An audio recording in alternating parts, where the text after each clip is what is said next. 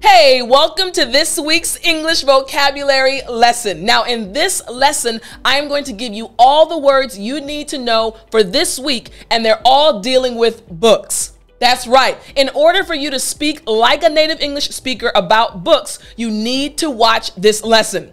Are you ready? Well then, I'm Teacher Tiffany. Let's jump right in. All right, so for Sunday, the word you need to focus on for Sunday is library. Good. Again, library. Excellent. Again, library. Good job. Now, I want you to sound like a native English speaker when you say this word. So let me break it down for you. Again, library is just L-I-B-R-A-R-Y. I want to focus on the B and the R sound, all right? Library. Because this is the part of the word that can kind of give English learners a little bit of trouble, all right? So B and R. Now remember, for the B sound, all you're doing, there are three specific positions, all right? The very first position is to put your lips together. That's right. The second position is you want to draw your lips in. Draw your lips in. And then you want to push them out. That's right. Push your lips out. So, B. Good. Again, B. Excellent. Lib. Lib. You hear it in the word, right? Now, for the R sound, the main thing you need to remember is to not let your tongue touch the roof of your mouth. Keep your tongue basically level and flat. So R. Good. Again, R.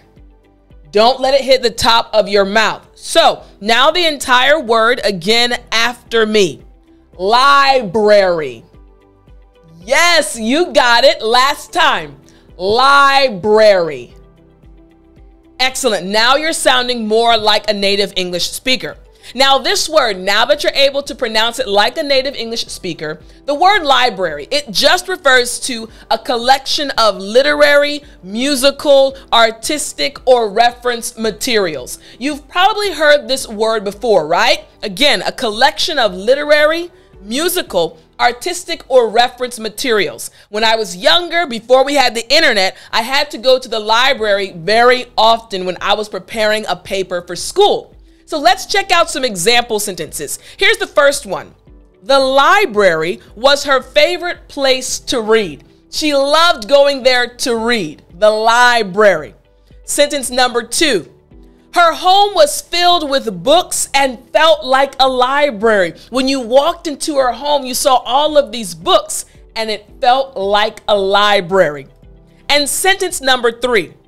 Visit your phone's music library to select a special song for the occasion. So for example, when I'm driving in my car and I want to listen to some music, I go to my music library, the one on my phone, right? Again, visit your phone's music library to select a special song for the occasion. Makes sense, right? So for Sunday, today, if you're watching on the day that this is posted or in the future, Sunday, focus on the word library. Now on Monday, we have another word related to books. This word is engaging. Good. Again, engaging. Excellent. Again, engaging. Very good. Now, I want to help you pronounce this word like a native English speaker. So again, the word is engaging, and we can use it to speak about books. It's E-N-G-A-G-I-N-G.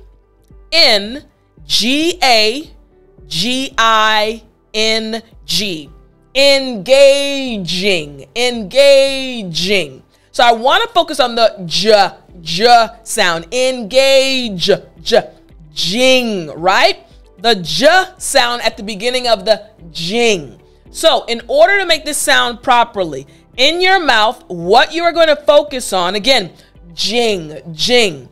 You want your entire tongue to touch the roof of your mouth as well as the sides of your mouth. Again, You want your tongue to touch the roof of your mouth and the sides of your mouth as well. All right. So the key is you want your tongue to touch every part of the inside of your mouth. All right. And also your throat. J. You hear that in your throat, right? You want the sound to come from there as well. So after me, J. Good. Again, J. Excellent. So this word again after me, engaging. Excellent. Last time, engaging. Excellent job. Now you can pronounce it like a native English speaker. So the meaning of this word is tending to draw favorable attention or interest. Something that makes you very interested in it. It grabs your attention. We say that thing or that person is very engaging. So here's an example sentence. Edward's conversation was engaging and kept my attention. It was very interesting, like I hope this vocabulary lesson is for you. Very engaging. But a book can also be very engaging. Oh my goodness, this is so good. Engaging. All right, here's the next example sentence. The girl had an enchanting and engaging smile. Again, favorable attention or interest. Something about your smile just makes me want to talk to you. Engaging. And finally, the movie was not engaging. I fell asleep after 10 minutes. Not engaging. Makes sense, right? Okay, so again, on Monday, you're focusing on this word engaging. Now, on Tuesday, you're going to move to another important word in English. The word is bibliophile. You got it. Again, bibliophile. Good. One more time. Bibliophile. Great. Now, I do want you to pronounce this word like a native English speaker. So let me break down parts of this word to help you pronounce it properly. Again, the word is bibliophile. So bibliophile.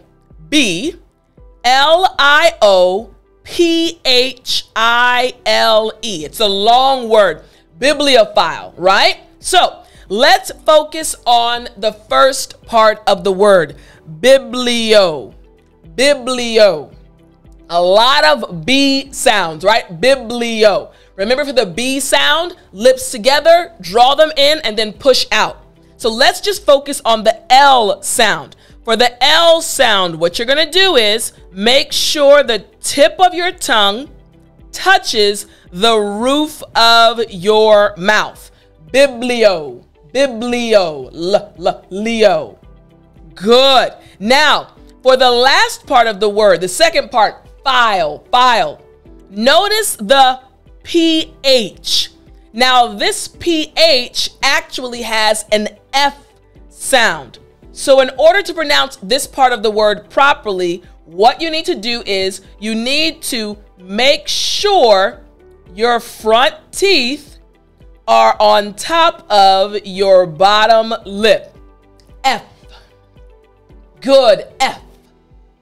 Excellent. So now the entire word after me. Bibliophile. Excellent. Last time. Bibliophile. Great job. So now you can pronounce it like a native English speaker. Here's the meaning. A person who loves books. That's right. A person who loves books, loves to read. One of my friends, she is a bibliophile. She loves to read. She reads books that are 700 pages long, and she just takes all of the information in. She's a bibliophile. Maybe you are a bibliophile. Let's check out some example sentences. Here we go. Sentence number 1. She was a bibliophile and had over 1,000 books in her home. She loved books. Sentence number 2. Frank was not a bibliophile and had no interest in reading books. You see what's happening, right? And sentence 3. The library is a bibliophile's favorite place to be. They love learning. They love reading. Makes sense, right? Okay, so on Tuesday, I want you to focus on this word, bibliophile. Try to use it in a real situation. And on Wednesday, we have another word that's very good for you to understand. The word is fiction.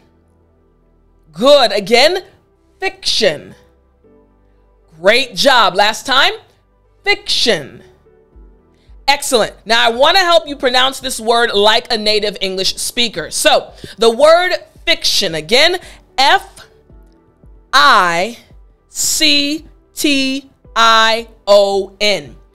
Fiction. I want to focus on the last part of this word. Fiction. Shun. It's T-I-O-N. However, this part of the word sounds more like S-H-U-N. Fiction. Shun. That's right. T-I-O-N. When those letters are put together, the sound is shun. Shun. So, what you need to think about doing is imagine you are telling a child to be quiet, right? So you go shh, shh. All right? So your mouth, your lips are out just a bit. Shh, right? Your lips are out just a bit. And your tongue, shh, shh.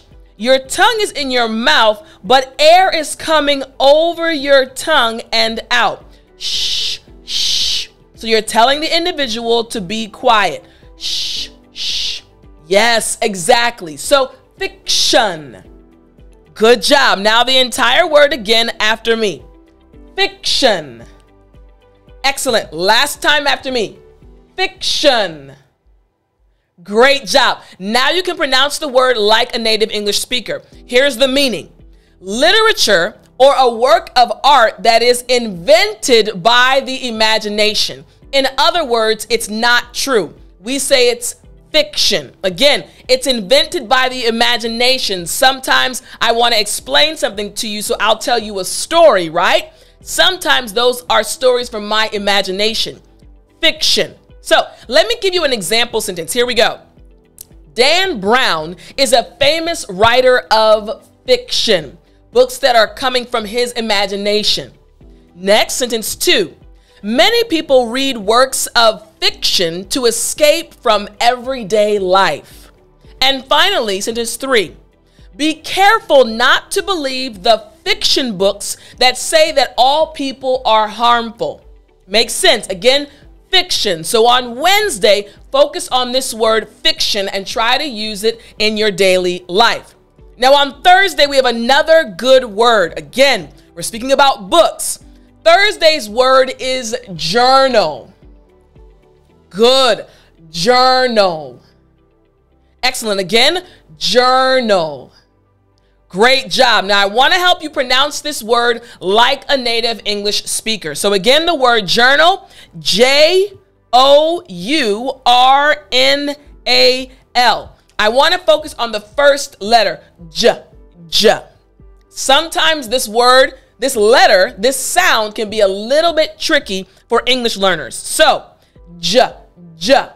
What you want to do is make sure that in your mouth, literally, your tongue is touching every side of the inside of your mouth.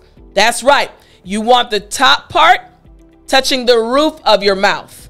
And you also want to make sure that the sides of your mouth, all right? So imagine the sides of your mouth, right? You want to make sure that your tongue is touching both sides of your mouth, all right? Make sure both sides are being touched. So after me, J. Good. Again, J. Excellent. And also realize that this sound is coming from your throat as well. J. Like if you're gulping down water. So again, the entire word after me, journal. Excellent. Last time, journal. Great job. So now that you can pronounce the word like a native English speaker, here's the meaning. A record of experiences, ideas, or reflections. Again, a journal, a record of experiences, ideas, or reflections. So a book where you keep your thoughts, your ideas, or your notes. Here's an example sentence. As a student, I wrote down everything that happened to me each day in my journal. I wrote everything down in my journal. I actually have a journal as well, and it looks very similar to this one. If you're watching the video, it looks very similar to this one, and I write down things, ideas that come or pop into my head. So, a journal, all right? Sentence number 2. It is important to write in your journal. It is important to write in your journal. And sentence 3, my sister used to write in her journal all the time as a child. She used to write in her journal. My sister honestly did. When she was growing up, she would write in her journal almost every day. So again, in English, we say journal. So on Thursday, I want you to focus on this word, journal. Try to use it at least one time throughout the day. Now, I want to give you the bonus expression for Friday, but don't forget, if you want this via email, if you want emailed to you daily English words separate from this lesson, other words that will help you sound like a native English speaker, special lessons that you won't find anywhere else, all you have to do is go to www.dailyenglishvocabulary.com or hit the link in the description. All right, so now Friday. On Friday, we have a bonus expression. On Friday, the bonus expression will be hit the books. Hit the books. I want you to learn this expression. It just means to study or learn, or doing your homework. Hitting the books, studying something, like you're going to be hitting the books on a daily basis to learn the words and apply them. So here's an example sentence that will help you understand how to use this expression. I have a test tomorrow, so I've got to hit the books tonight.